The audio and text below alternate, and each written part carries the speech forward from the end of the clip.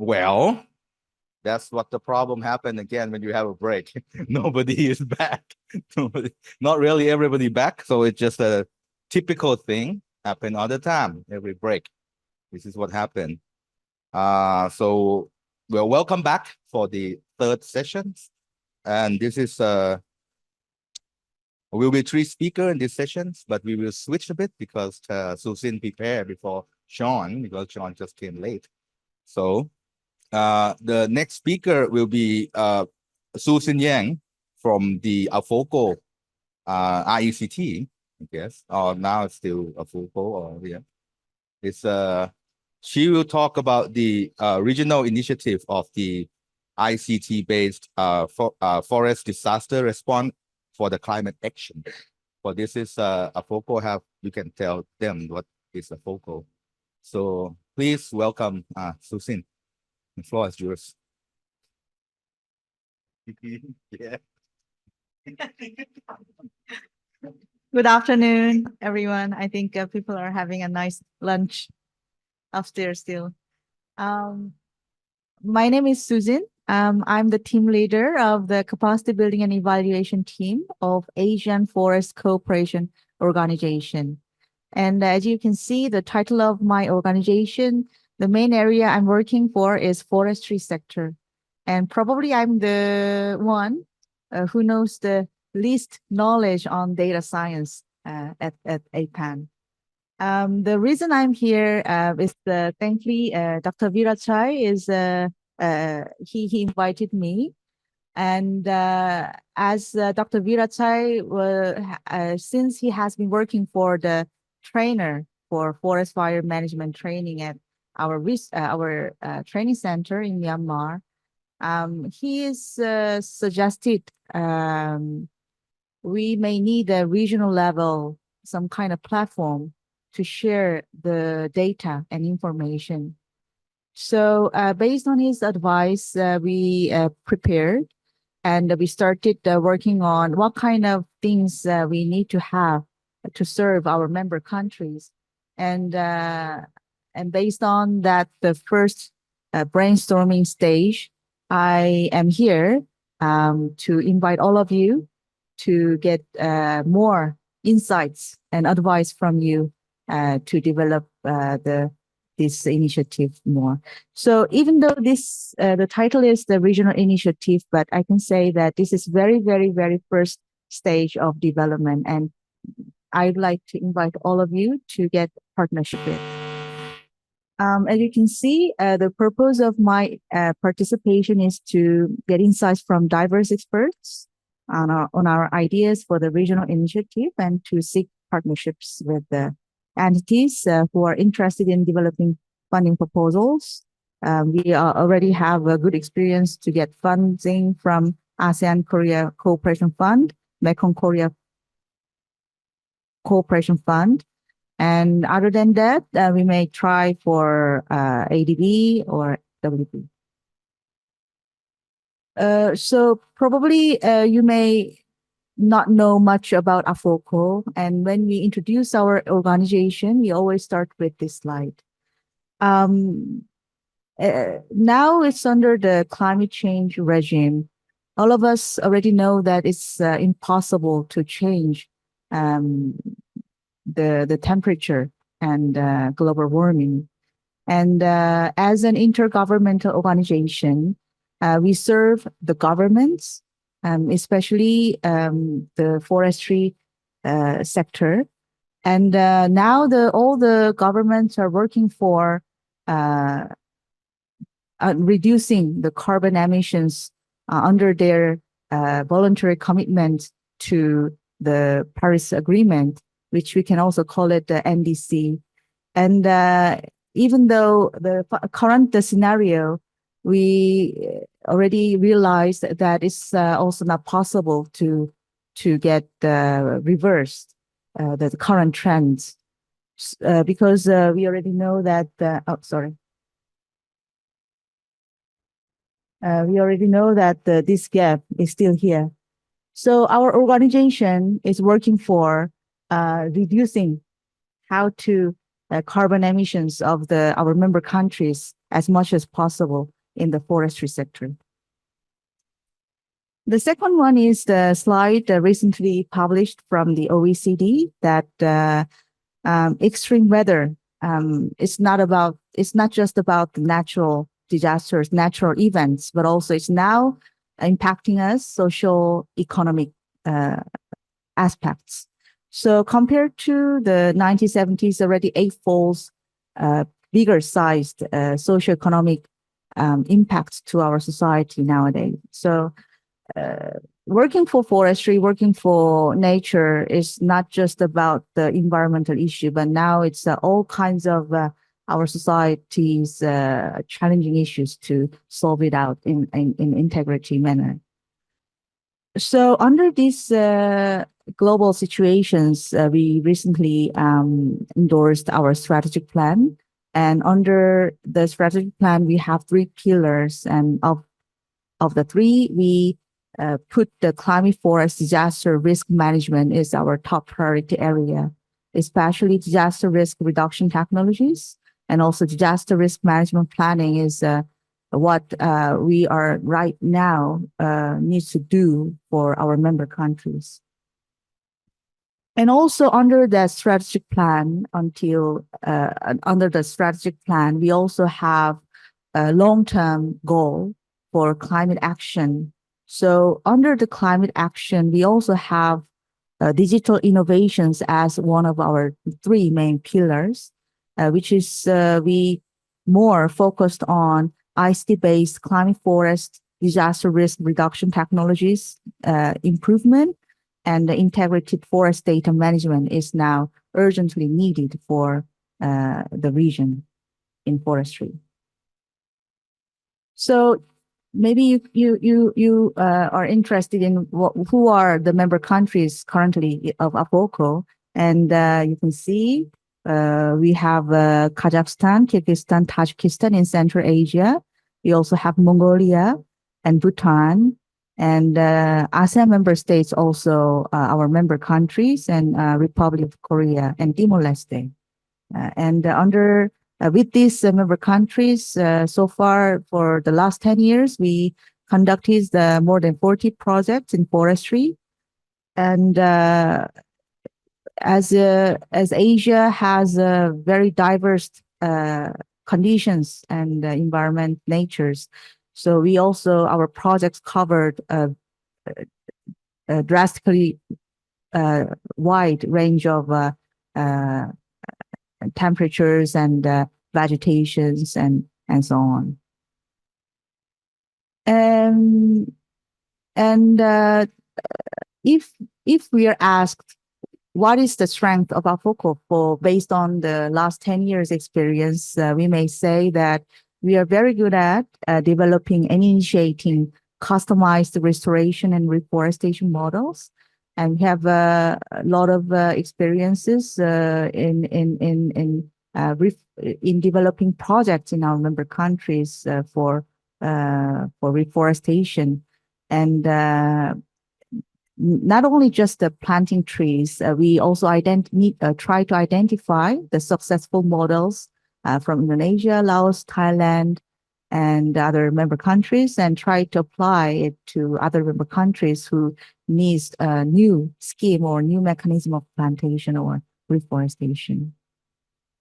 We also have a lot of working in the local livelihood improvements, especially who live depending on the forestry resources.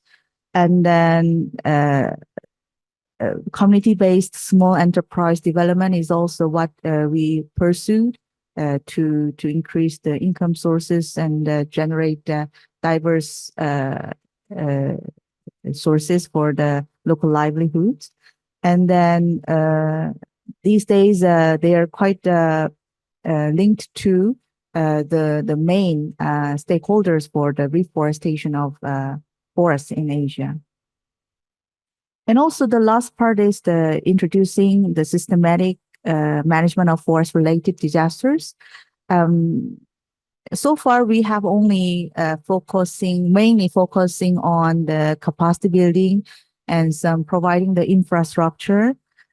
So we we sometimes get donated by the government of Republic of Korea for the forest fire engines, and we refurbished and then provided it to the member countries for their capacity building. And also we sometimes invited people to many other countries to get shared their knowledge, and also based on their local wisdoms, we try to enhance their knowledge throughout diverse discussions and situational practices on site.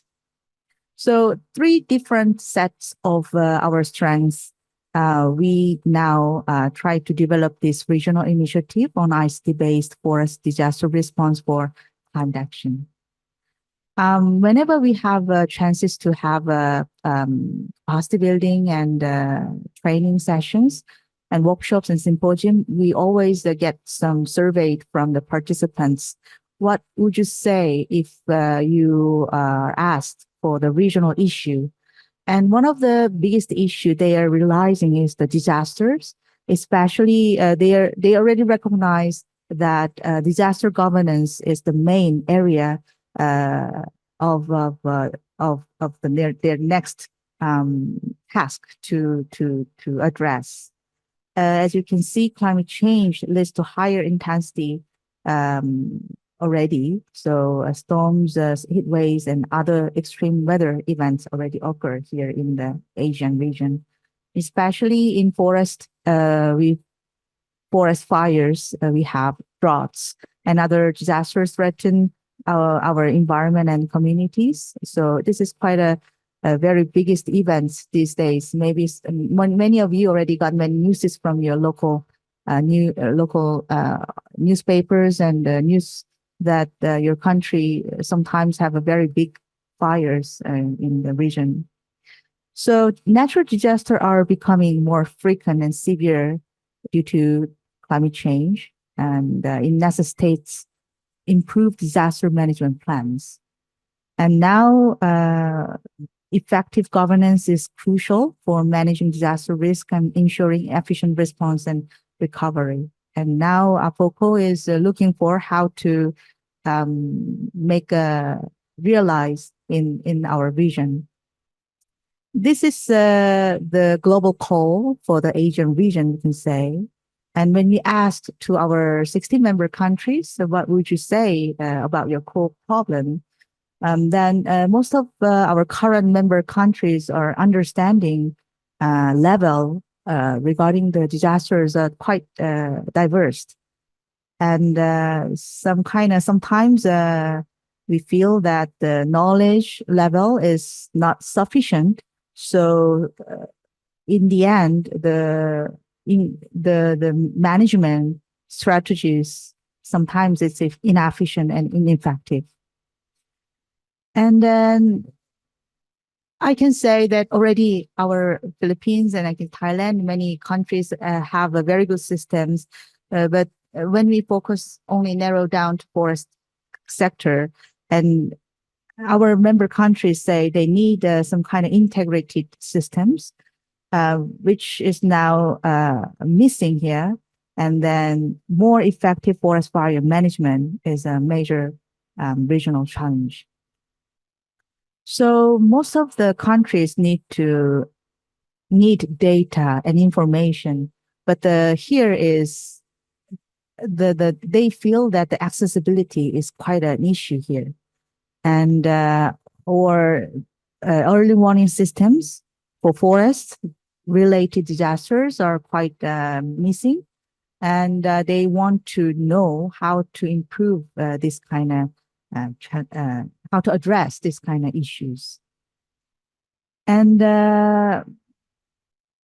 maybe the members and the participants to coming to APAN also come here because for increasing the cooperation and all channels and opportunities. And the forestry sector also same. They also feel that there must be some kind of platform at all levels to effectively address and resolve forest disaster issues. So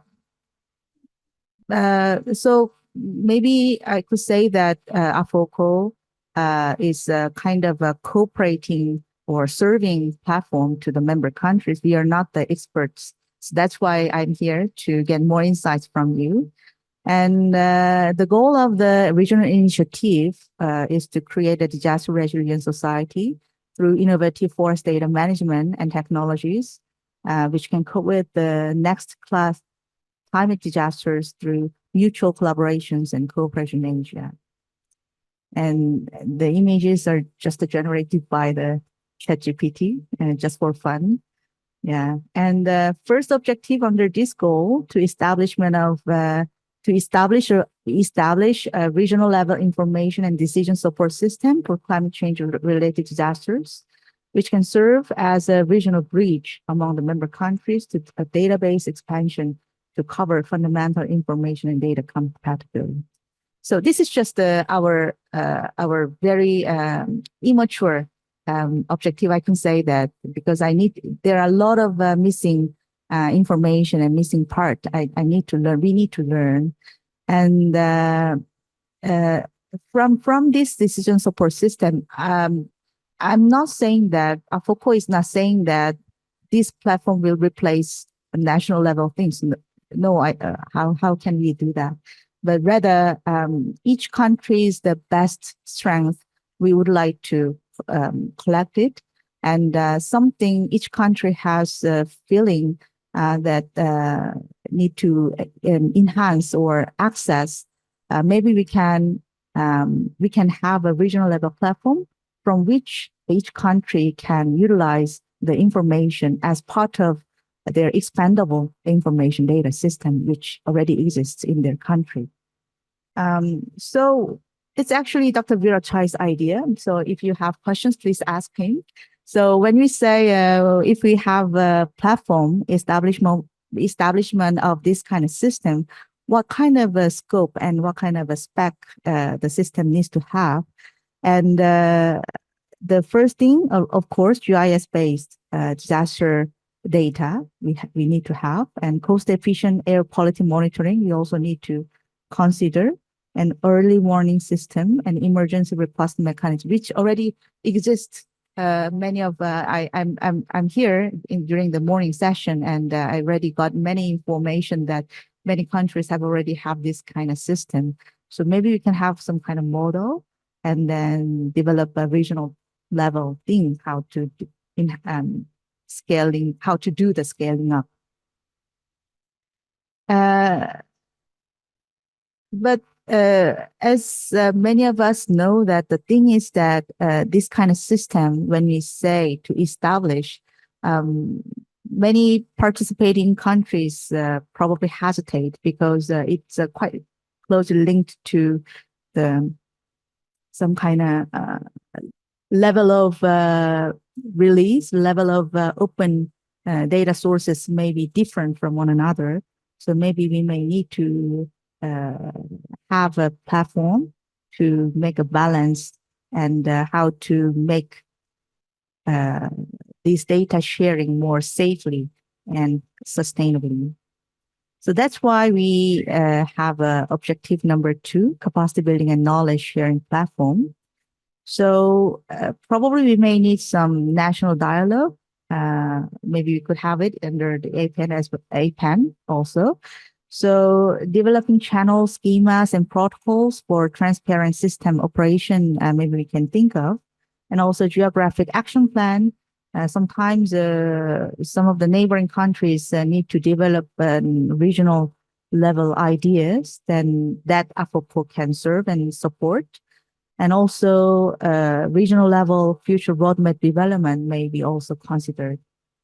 And of course, capacity building is needed. The disaster experts we need to foster, and the workshops and training, and also the community targeted management, the forest management training also needed, again, can be considered.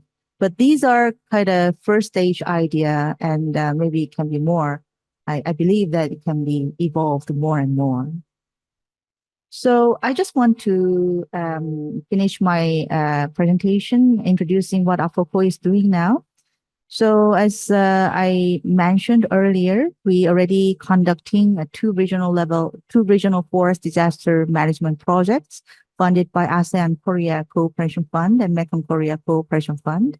And mostly these are the provision of infrastructure in forest fire management. Sometimes the project procure the vehicles and the much advanced level of lookout towers and the control center, and also do some training. And also, this is the bird eye view of the training center in Myanmar. We put our one of the main objective of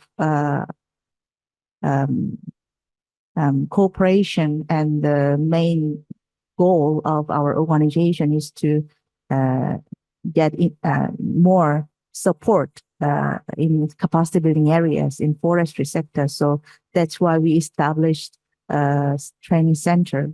So since open it in 2019, unfortunately, we also struck by the COVID, but nowadays we now try to get more actively operating. And a lot of capacity building activities.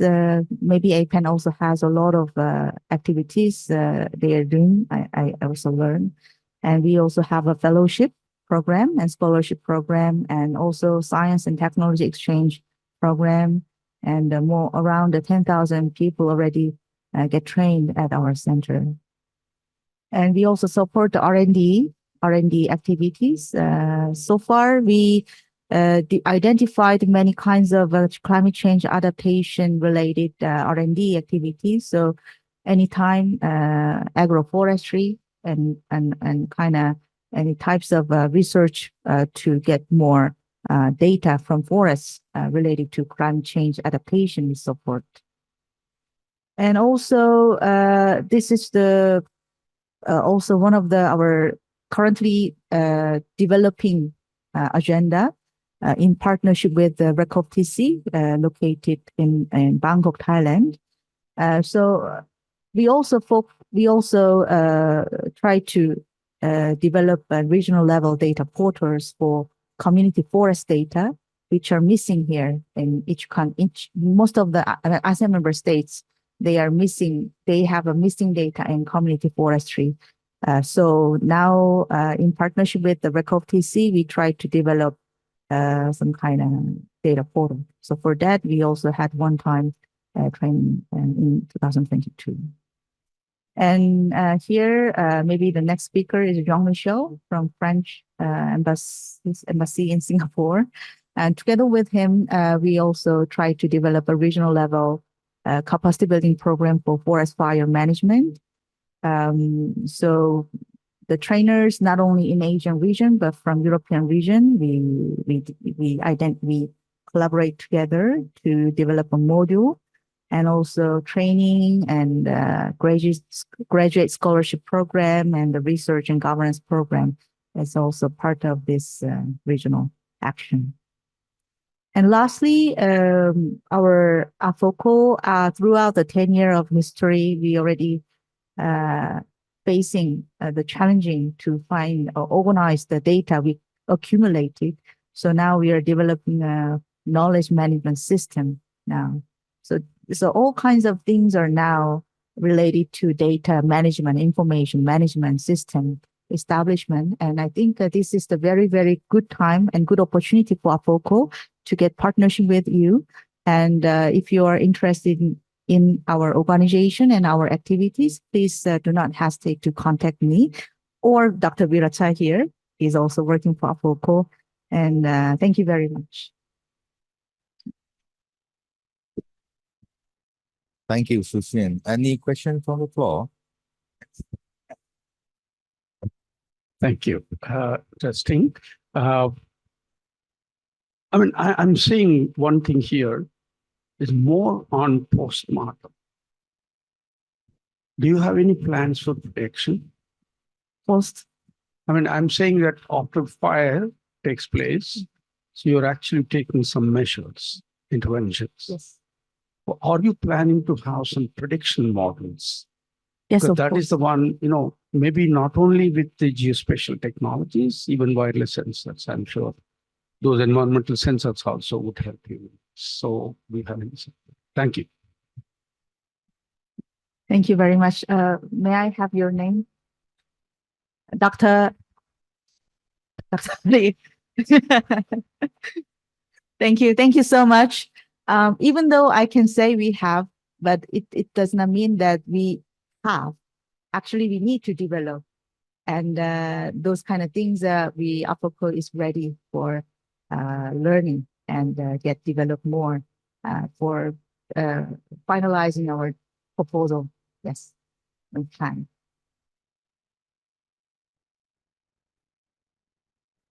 Yes. We realize that most of our partners in forestry sector, they also need to get more collaborations with other sectors, of course. Like I can say from the Philippines presenter this morning that they also have a lot of collaborations with agriculture and fisheries. Yes, and I just wonder why they don't have forestry. No, just like this. Yeah, maybe you have already. Yes. For forest fire monitoring as Yes. well. So we also have landslide monitoring in forested areas. So we also have that. Yes, of course. Thank you. So already existing information system is fantastic, and we just support the region how to share information more safely and sustainably. Yeah. Sometimes most of the disasters these days are mostly transboundary, and we may need to collaborate. Maybe if I add to that, in the Philippines, we have this culture that we engage our media people. So we engage the journalists as well as the researchers from the institutions. And they are the ones who disseminate those disaster information to the people on the ground. So yeah, the information flow, at least in the Philippines, is how do I say this? At least we have the ground from the bottoms up and up to a bottoms up approach. So we have that approach in the Philippines. So at least right now, when it comes to disaster, we have the media hand in hand for the information dissemination. Maybe we can have the Philippines as a kind of successful model and try to find out how to apply it to other regions. Yeah, thank you.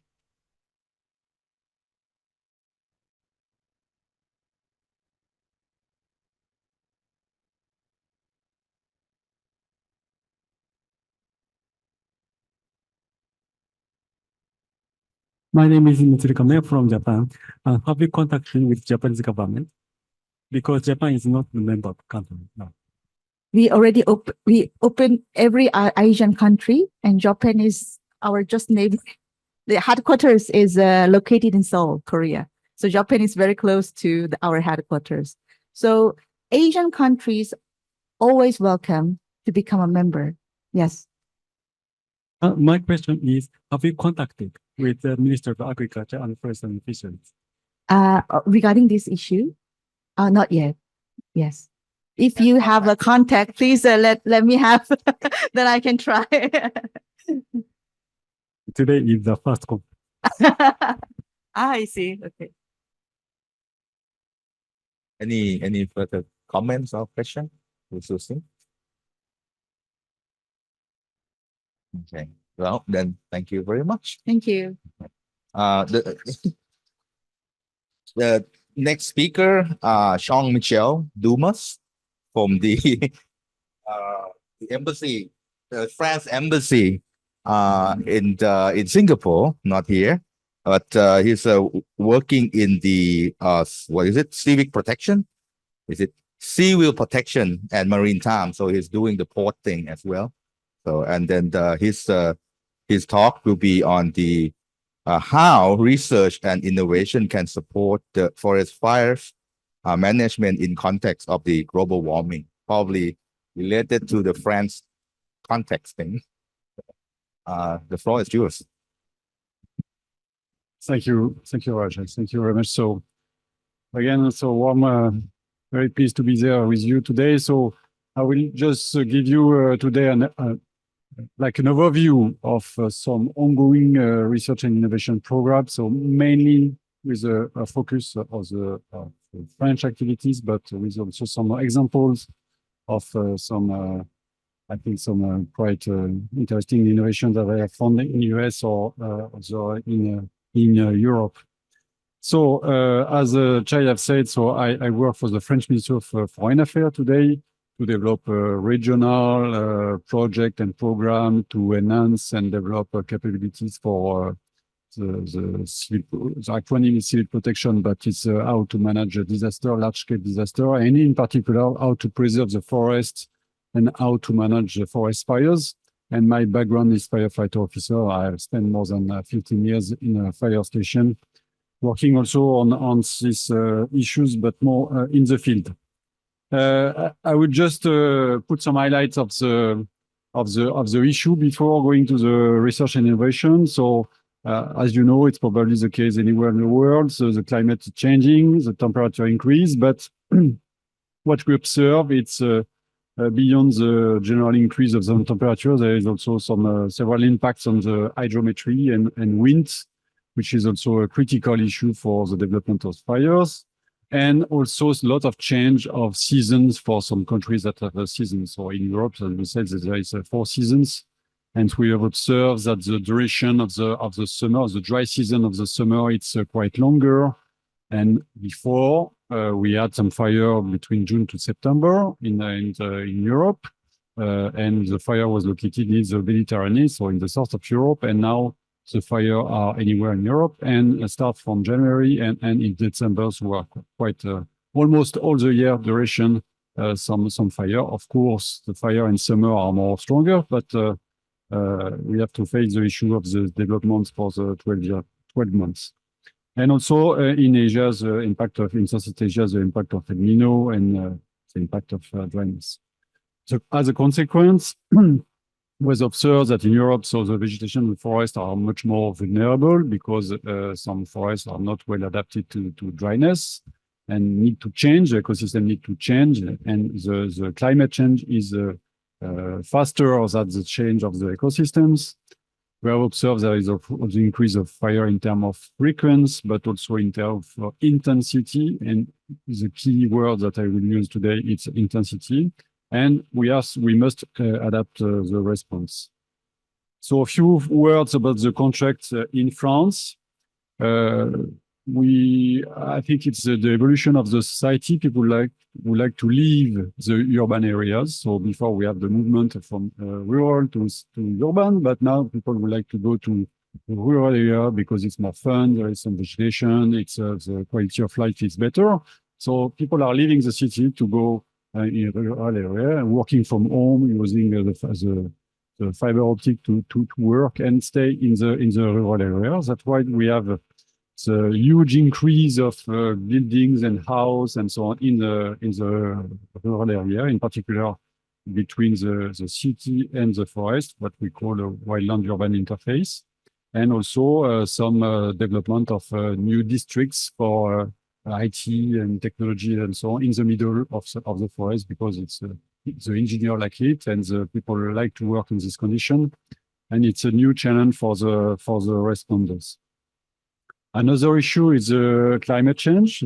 As I have said, so before the fire was located in the south, so the south of France is nearby the Mediterranean, so the climate is very, very good, and it's very hot in summer and very I would say very nice in winter.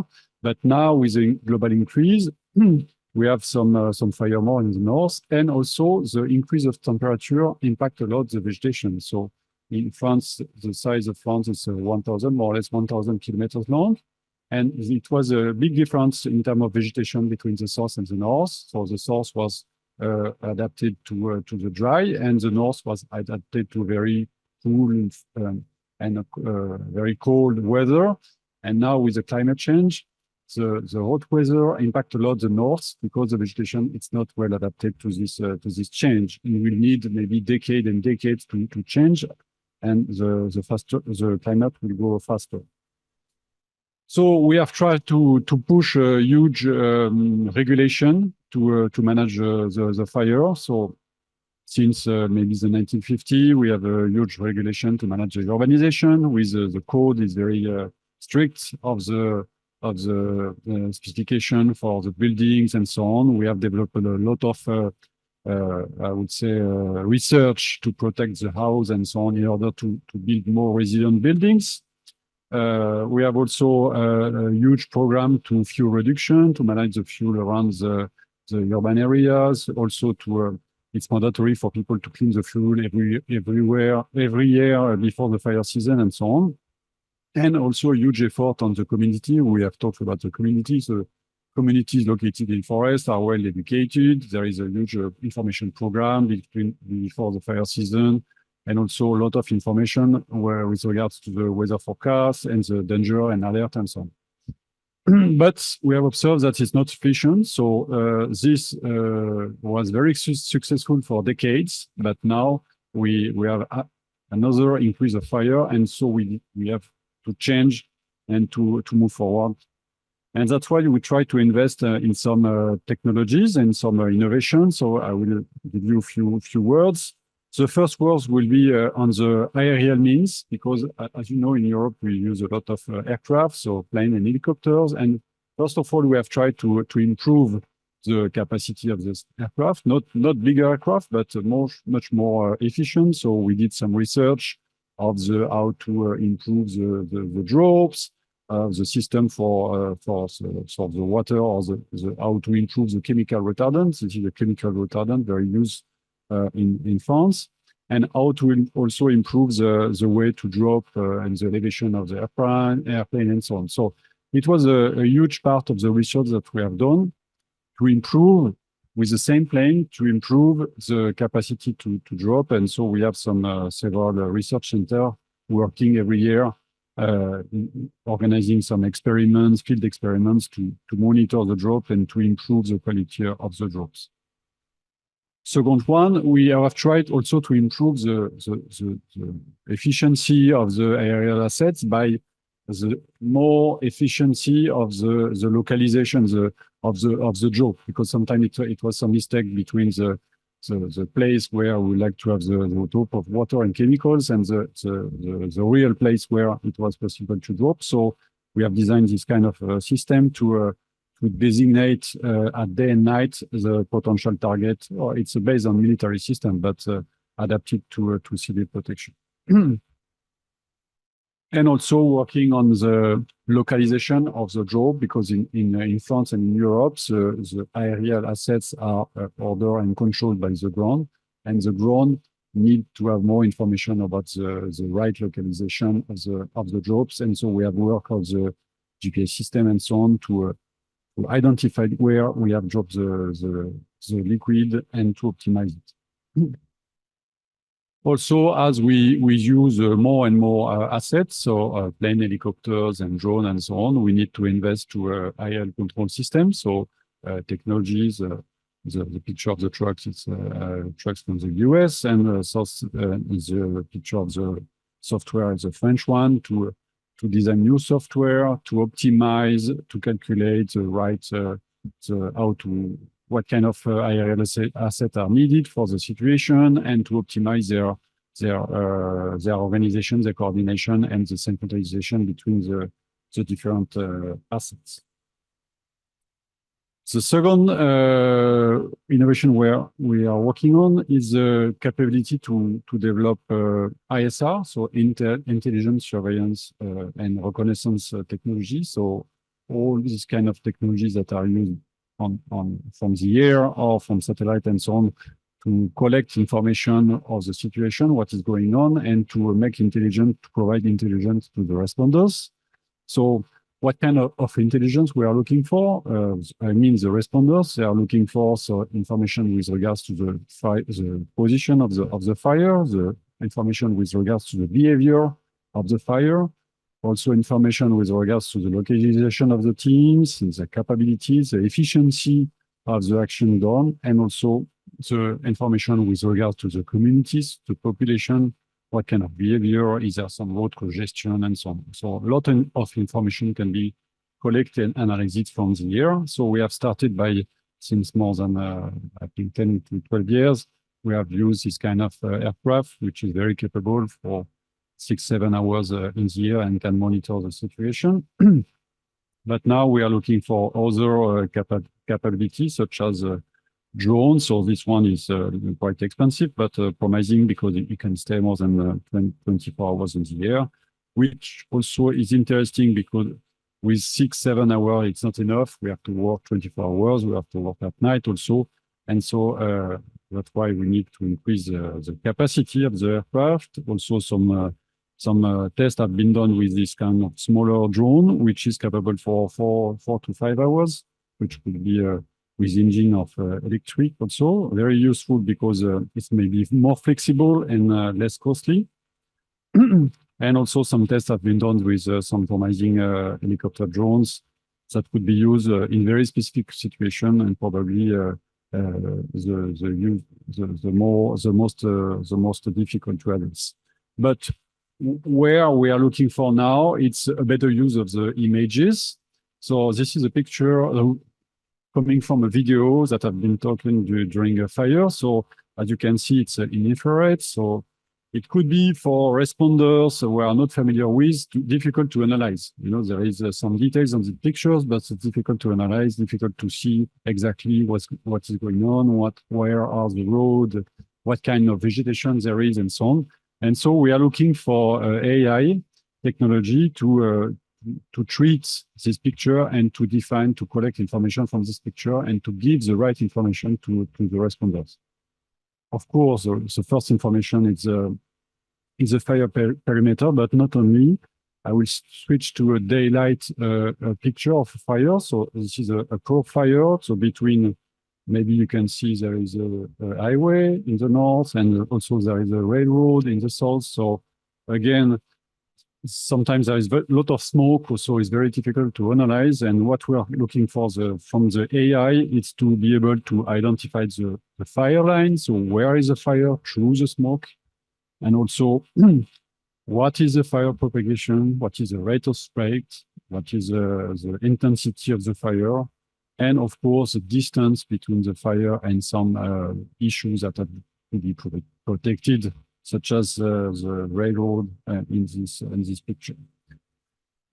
This capability also are needed to the ground. So we are looking for the development of this technology to be displayed on a smartphone or tablet that could be deployed in the field, and also connected to fire propagation models. So actually we have fire propagation model in one side and the ISR in another side, and we try to connect and integrate it to have a real-time intelligence with regards to the fire position and its potential spreads along the coming hours and so on. I'm explaining this because of the huge intensity of the fire. Of course, if the fire stay for months with a very low spread and a very low intensity, you don't need this kind of technology. But if the fire is very huge, intense, and threatening a lot of communities and so on, you need this kind of one because you need to adjust your resource. You have limited resource, and you need to adjust your resource according to the top priority of the needs. And also, you need to plan in advance because the fire are going very fast. So the top fire in France are going up to 5 kilometers per hour, which is very fast for us. And so we have to run against the fire, and that's why we would like to go to this real-time prediction. So we also are looking for new platform to collect information in a cheaper way. So this kind of balloon could be tethered and also a drone balloon, which are also cheaper and can be rented during the fire season. And there is also a growing development in Europe for the satellite balloon, which will be used for various applications. Of course, not only for fire, but there is also some possibility to use this new data because this balloon will be higher at higher altitudes than a plane, but lower altitudes than a satellite, and potentially have the capability to stay for 1 year to survey one region, again, for various use.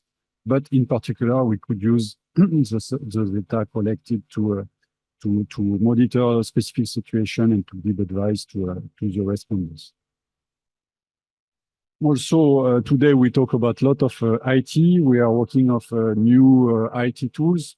There is a lot of fire models and so on. So what we are looking for is not on the modelization of the fire on the ground, but much more on specific issues, such as the development of the particle, because we have when the fire is strong, there is a huge quantity of particle in the cloud, and the particle can be spread with the wind and give some hotspots. That means the fire could be propagated through the particle. So we are looking for this kind of research. It's a research project. It's not applicable right now, but have been done to monitor the cloud and to analyze the potential fire can be made also ignite by the cloud itself, because with the stratocumulus sometimes you have also some thunder due to the cloud, and also the spread of the particle.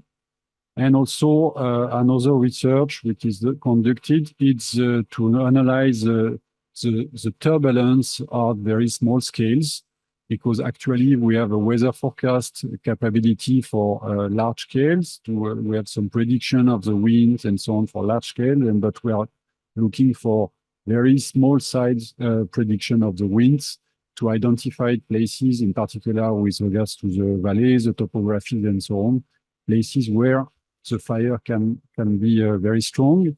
We had a lot of firefighters killed in the mountain area because of the very strong or very strange behavior of the fire. So they were not where places were located, and they were trapped with the fire. So we have tried to identify this kind of behavior of fire in the valley, in different places with a huge topography, and to qualify the fire with regard to the wind. So again, it's a very short overview of different technologies. It's very focused on the IRL system because it's what we are looking for right now. But I'm also ready today to answer a question if you have some.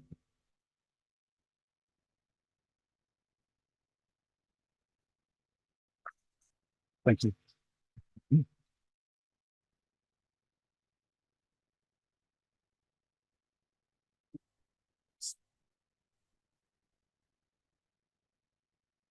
I was just curious about the amount of what collaborations you may be doing with other nations.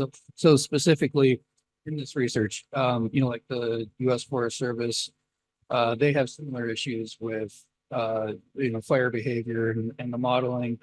And as you noted, fires create their own weather systems and so forth. And so can from the outside seem to act unpredictably, but with further investigation, maybe are acting in a somewhat predictable way. But I'm just curious, are you working with other agencies globally to address this issue? Because it is very much like what you had mentioned, firefighters getting trapped. That happens, around the world as well. So I'm just curious what the level of collaboration on the research might be. Thank you for the question. So, unfortunately, in France, the research is very fragmented. There is a lot of laboratory and university working on this, from funded by the Ministry of Agriculture, Ministry of Research, and so on. Sometimes it's difficult for us also to manage it. But from what I know, at the research level, there is a very good and important collaboration, at least with the US, Canada, and Australia, because the context and the issues are not exactly the same, but similar. So for the research side, I know that there is a lot of ongoing joint research project between the researcher and so on. This is the first layer. And once the projects are already done and quite applicable, there is a connection with the actors, with the users. And actually, the users are working with other international practitioners, but from my understanding, it's quite limited.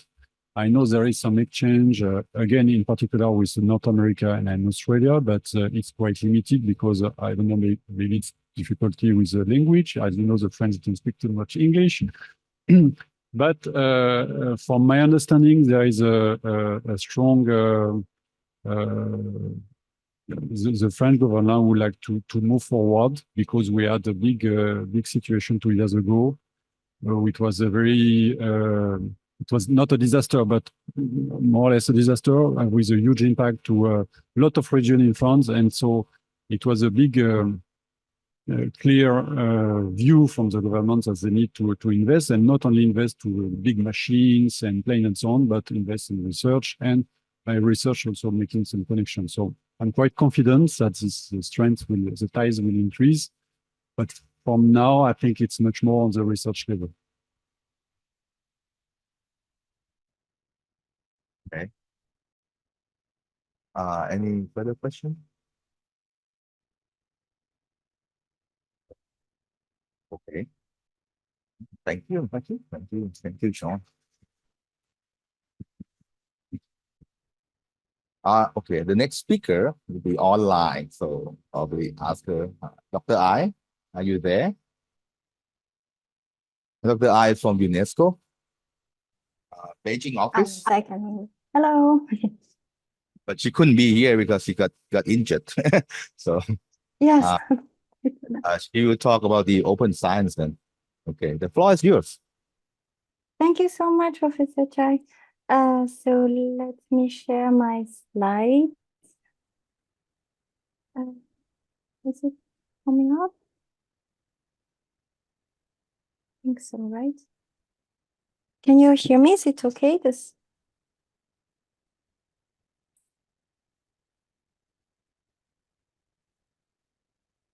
Okay, I don't see the floor anymore. Yes, we can hear you. Yeah, it's okay. Okay, Yes. great. Thank you. Yes. Okay. Yes. Thank you so much again, Professor Chan, for the different working group here to give us the opportunity to share again and to call actually to invite for further collaboration in the area of open science, but also then on integration of local knowledge and big data for climate solutions. So I'm Mai Sigira. I'm the program specialist for natural sciences at the UNESCO Regional Bureau for East Asia in Beijing. And I really would have loved to be in Bangkok rather than freezing the Beijing right now. So first of all, just wanted that we reflect back on where we were now with the SDGs. We have like 6 years to go. And then the monitoring. So when we think like a big data and so on, so it's and climate change, then of course we think of SDG 13 and then partnership and so on with SDG 17.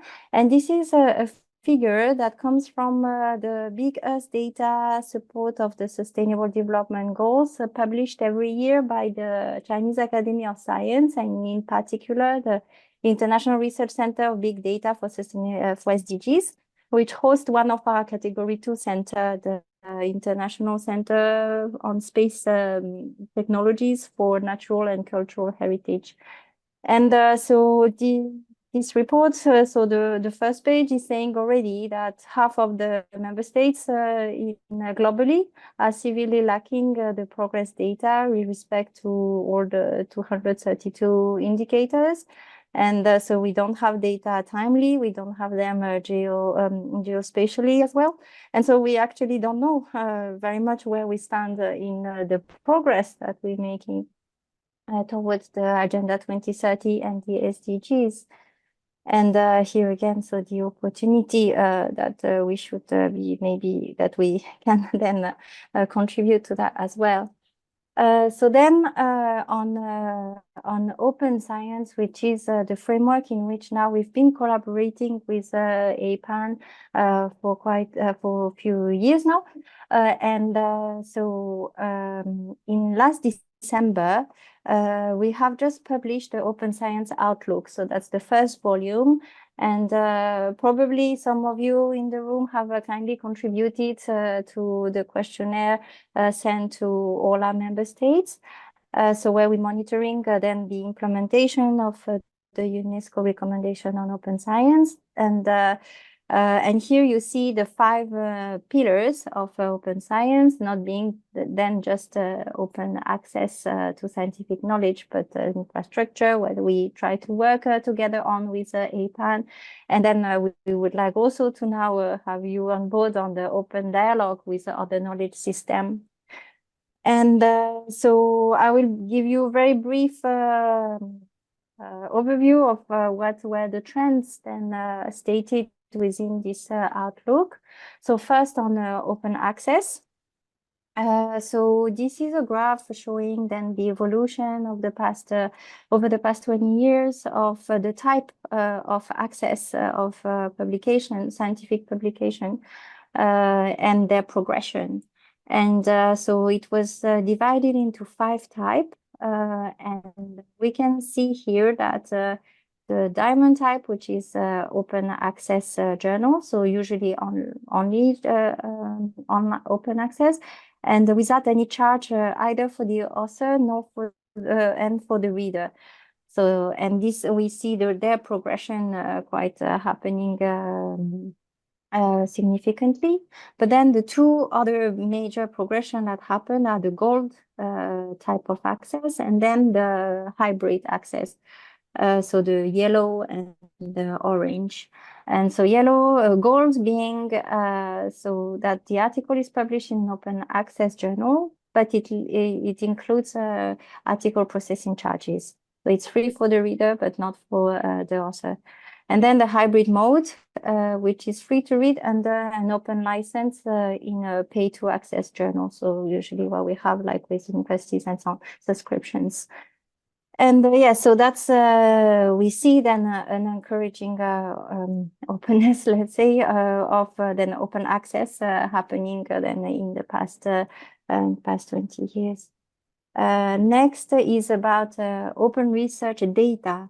So within the recommendation, we have strengthened very much that we need also to share the research data. And of course, in within a framework, and then that we need then new tools as well, and new requirement and new agreements and principles at the community level to do that. And we have emerging trends as well in community developed principles, such as the FAIR principle, the CARE principle, or the trust principles. Actually, growing number of countries are developing as well all these open data policies. And but we still have some issues on not knowing how, you know, the data shared, what's their quality, and are they really usable?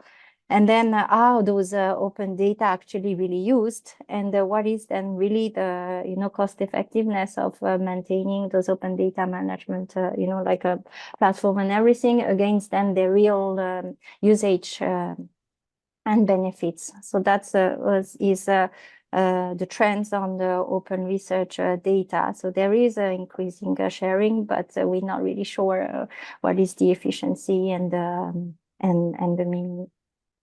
And then the trends on open science software and codes, source codes. So we have like an exponential, oh, it's a bit blurry, I'm sorry. So over also the past 20 years, and you really see the exponential increase of all this explosion of open softwares and source codes made available to everyone. But there's still a very strong dominance of Europe and the North America. and still a very low and underrepresentation of women and female scientists within this production. And also we are not yet understanding really who are the contributors to open science softwares and what really the impact is on those knowledge products on society itself. Then on open infrastructure, on which we've been working on as a special focus with APAN. So here it's the mapping of open access repositories on the left and the open data repositories on the right.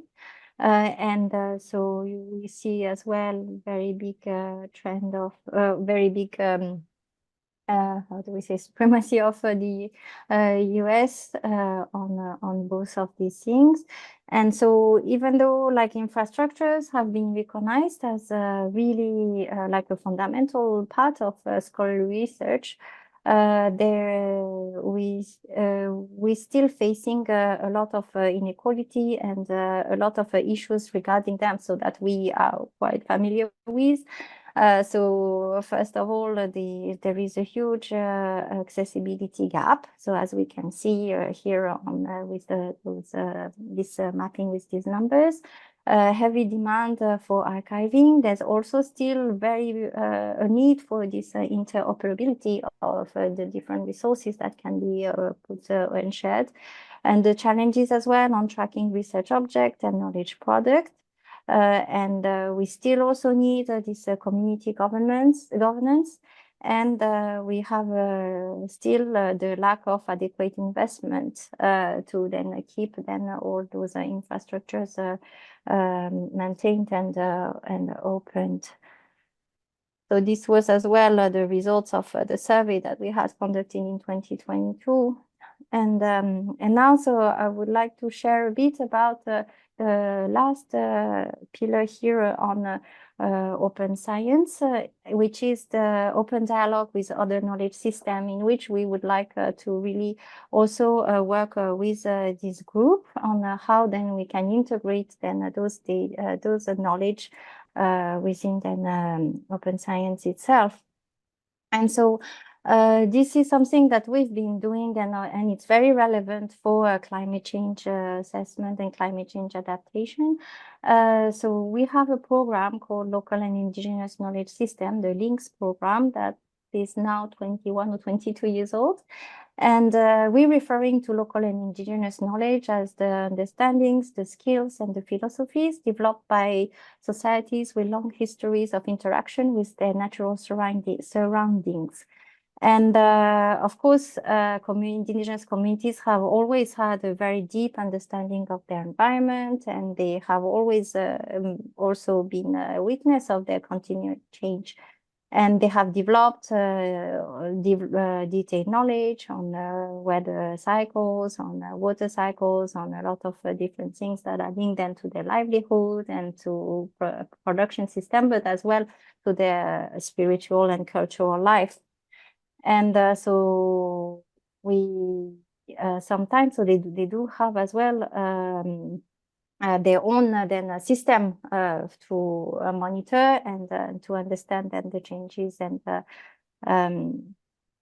sometimes so then they are not as alarmed as we would be about some of the changes that we can see.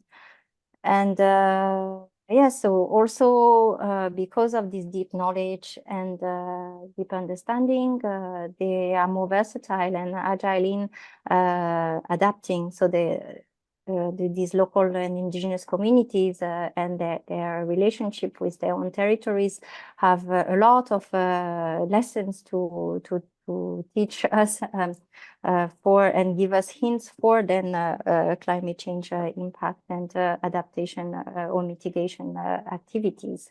But on the other hand, a lot of those indigenous communities are really like a front line of the impact of climate change, like in small island developing states or close to glaciers or so on.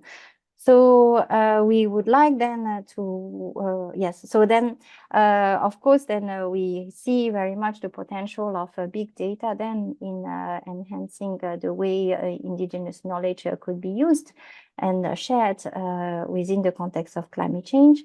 And but then, yes, we need also to set some kind of framework to do so and to make sure that the use of big data will be done in a respectuous way with really respecting indigenous people rights, their knowledge and their cultural practices. And as well, we need to make sure to establish a comprehensive and mutual respectful understanding of these indigenous and local knowledges of climate change and then and their impact and adaptation, even though sometimes the results or the understanding is kind of the contrary or completely contradictory with whatever current scientific observation and understanding would say. And so yeah, so that was a slide here just to reiterate how then big data and would can play really a significant role in our pursuit for climate change solutions.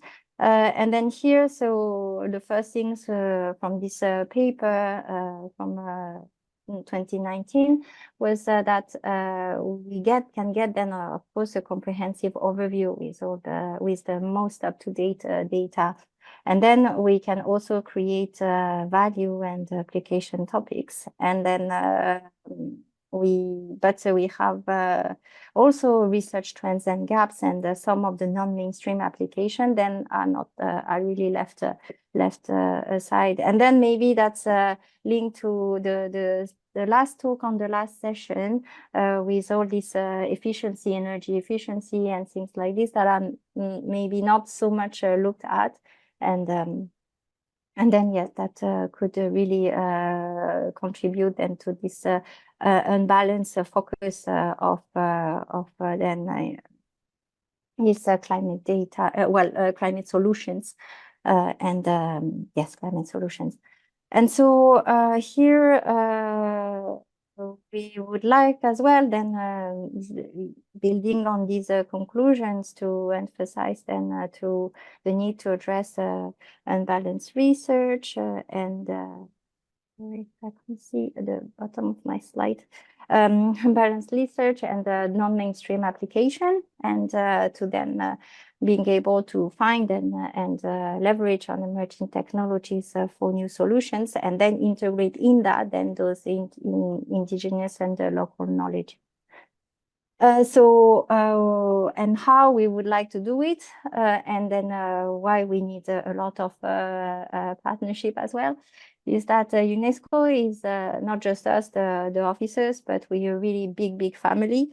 And first things are maybe the one that we are most famous for, our World Heritage sites. So we have a series of UNESCO designated sites, and they are all like these living laboratories, and then on the nature, the biosphere reserve, and the UNESCO Global Geopark, there is within the nomination process the need to establish like a really scientific research in it. So there's a lot of data accumulated and knowledge that is generated, and so that's just to show you how a biosphere reserve is working. So it's basically a model for land planning, which is developed in 3 areas with like one focusing on conservation and monitoring, and so research as well, and then a buffer zone, and then a transition area, the whole for the sustainable management and like ecosystem restoration or maintaining, and biodiversity conservation. And this is the same concept for UNESCO Global Geoparks, which is looking then not at biodiversity, but as heritage, and also looking at sustaining local communities. So here as well, so we have all these people living in the sites, and then research conducted there as well. then to give us some hints and materials and knowledge and for then solutions for climate change. So as I was saying, so all our UNESCO designated sites are knowledge hubs, and they are living labs. They play really a crucial role in climate research and conservation. And they are practical demonstration sites as well, and the sustainable practices, and reflecting as well the local and indigenous knowledge and local culture. So this is one paper. It was the first one actually where the data from the zoning of UNESCO biosphere. So what I showed you, this zonation within biosphere reserve for the conservation or the well, the zoning of the activities that you can take place within it for then a better management and of biodiversity and ecosystem. And so all these data have been, then I say it's the first time actually that there is this set of geodata and that's built on then this network of UNESCO Biosphere Reserve. And then, so this, so I want to also share that, so the UNESCO families as well are Category 2 centers, which are national centers hosted by national institutes with a particular mandate. And actually from the last, not the last presentation, but from our photo, we have the ICAST, our International Knowledge Center for Engineering, what was that? Engineering, Science and Technology. So they're having a big platform now on also the knowledge. They call it knowledge platform for disaster risk reduction. But they have a wildfire as well, but only not forecast. Only like then you can see the data in a nice way without having to get like all you know, the downloading and being able to do like GIS extractions and things like that. And we have another center, the HIST, International Center on Space Technologies for Natural and Cultural Heritage, which is the only center which launched actually a satellite. So it's called SDG Sat-1, just for monitoring the natural and cultural heritages all around the world. And so yes, so they are also our partners and well, members of our family that we would like to work then all together on then this advancing more than the implementation of the open science recommendation in our region. And so far we have been working a lot with you, the APAN group on then the infrastructure. And this slide, it's maybe I could call it the slide of shame because I'm showing it almost every time. And just to show as well like the progress we have done or not, and then what we would like to continue doing with this group. So focusing on local and indigenous or other knowledge system integration into open science, and then with then can be a particular topic or focus on climate change. So we are here, we had done in 2022, and I really thank the colleagues who have replied to our survey on then the understanding. So that was more like a preliminary survey on the understanding of open science by the RENS community in our region, and then what were then the least to do and the type of training that we would need. So then we have conducted 2 workshops, one last year on policies, not just on infrastructure, but also on awareness raising on open science. And then we have the outlook that was published last December. And there were like a few questions that we wanted to discuss together and come together from our region on open science itself. And one was, did we want an open science platform for Asia and the Pacific region? And I think that's because we have a lot of platforms, so do we need to say that this is the one for the region or not? So our conditions are very different from Africa or from Arab states. They're making one now, but because they have much less, that can be the start. And so that's a conversation we can still be having. Then what would be the indicators that we would be looking at? And each time we talk about the open science infrastructure, one of the major issue that comes, or like a flag that comes, is about the interoperability, and then also the risk of duplication of available resources. So last time, so because this joint project is with UNESCO, but also is and APAN, but also with SOI Asia. So last June, and Professor Chai kindly joined us in Jakarta, we had a discussion about this, and one of the direction was that we should maybe have a mapping or an inventory of all the available resources that counts as infrastructure for our region, to be able to discuss then what is the need in interoperability, what one needs to interoperate basically. And so we will be doing, starting that now for East Asia, and probably I do as well with our other field offices in the region. And so includes, of course, Southeast Asia, and then the Pacific. And we still have to conduct this multi-stakeholder dialogue, and we still have to continue then building capacity. And yes, so then that's again an open call on what we can do together. So we have a bit more funds now than we used to have, thanks to the US coming back to UNESCO.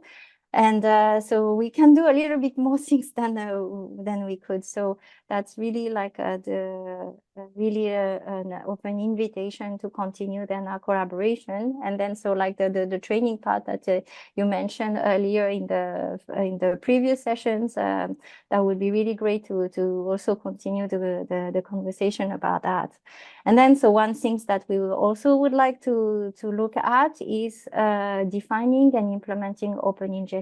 So I think a lot of you might be like network engineers and then or computer engineers. So I don't know how you feel about the open science movement itself, but when we talk with people like in the Federation of Engineers or whatever, they don't feel so concerned. So we would like to kind of see what it means to have an open engineering, what is open engineering, and how to have an open engineering network and community as well, and in which probably you are part of. So that's it from me. It's really like to let you know where we are now, and we're just starting a new biennium, so a new budget. So that's a type of activities that we would really like to continue implementing with the APAN group from at least from East Asia, because now I'm not responsible for whole Asia and the Pacific. We don't have a regional office anymore. Well, anyway, and continue then working with you on all of this. Thank you very much. Thank you, Dr. Ai. Any question to her? Yes, please. I don't have any screen anymore. Can you hear me, Dr. Yes. Yeah, this is Adi Yes. from India. Yes. Just a small query. You know, one of the important aspects of climate resilience is climate resilient agriculture. Yes. Right. So one of the important areas in this climate resilient agriculture, of course, we have a doyen in this field in the form of Professor Ninomiya, plant phenomics. Getting the data for plant phenomics is very difficult. And there are, I know, as you said, that the next level engineers, so they have the technology like artificial intelligence and things like that, but they don't have the data. And for getting more innovations, do you have any plans from the UN side established infrastructure or, the data availability for these young minds to have more and more innovations. So basically the data, we don't have it in this field of plant phenomena. There are a lot to be done under this climate resilient agriculture, and we don't have that. So do you have any such plans under this program? Thank you very much. Thank you very much. For in particular for plant phenomics itself, I'm not sure. However, we are reviving a network, a regional network on natural products for well-being and safety. And it will be led by the Shanghai Institute of Materia Medica. So they are really like the people who, well, they will understand what this means. And that can be something that we can put in the action plan of this network to make sure that like this type of data, how it can be shared, and to really have the discussion. At least, yeah, if we can be a platform to open discussion, that would be we will do it. So that's a really great topic. And then they of course they are talking about all these type of things, not necessarily just for agriculture actually, but also the medical application, and but then all the natural product aspect, and that also drain from the, I don't know if drain was the right word, but come from also all the local and indigenous knowledges. And so we are linking that back, and this network is supposed as well to make the link between them, making then open this data within this open science movement, and integrate then those local and indigenous data as well for natural products for well-being and safety. So yeah, so we will soon probably call for all of member states in the region to join this network. So hopefully, yes, we will have a way to reach you, or if you can send me even an email or anything, then I can make sure that for India, our office in Delhi also includes you. Okay, thank you. Any further questions, comments? Okay, if not, thank you very much, Dr. I. And probably we Yeah, have thank you to, very much. yeah, please come back on Wednesday when we have a discussion. So with Okay, noted, task yeah. and everybody that we can move forward. Okay, yes, yeah. But yeah. Yes, that's great. Thank you very much. Okay. Yeah, thank you. Yeah. Thank you. So we come down to the break again. So the coffee break. So we have half an hour and come back at 3:30. Please don't take longer than that. Usually you do. Yes.